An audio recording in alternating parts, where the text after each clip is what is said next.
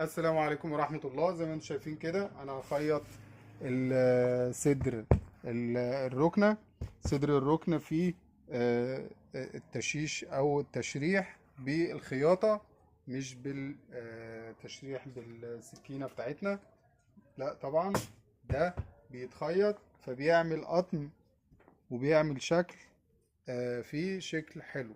ماشي. طبعا انا وريت لكم قبل كده، بس في ناس طالبه الحاجه دي. فطبعا ده القماشه لازما تترش كل من تحت. ادي ديت سفنجه اهي، زي ما انتم شايفين سفنجه محمله، ماشي، من سفنج عادي. ماشي.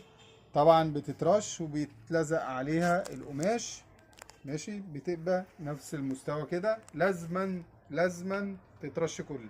طبعا في المصنع ما بيرشوش كله ولا بيعملوا اي حاجه. ماشي. بيحطوا ياخدوا السفنجه زي كده والقماشه وجايين مخيطينها، ماشي، وخلاص على كده.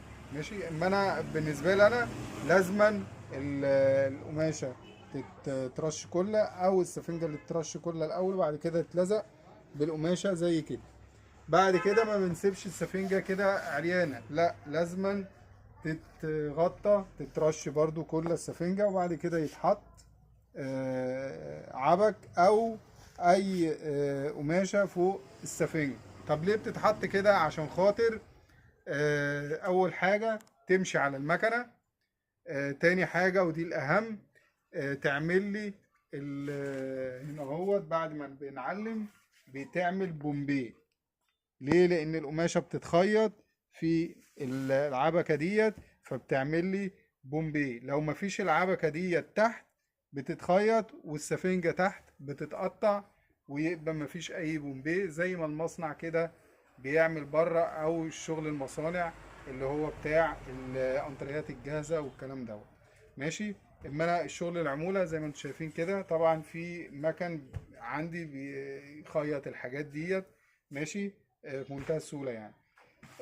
كده انتوا عرفتوا خلاص دوت اللي لازم يتلزق على السفنج، ولازم العبك دوت يتلزق على السفنج برضو. وبعد كده نيجي مرحله العلام.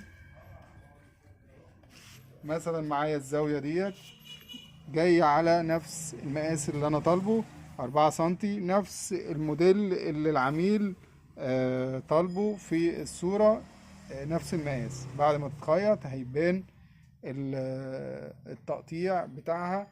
ماشي. طبعا انا علمت الحاجة ديت وهوريلكم خياطة على السريع كده عشان خاطر تشوفوها، عشان الفيديو ما يطولش.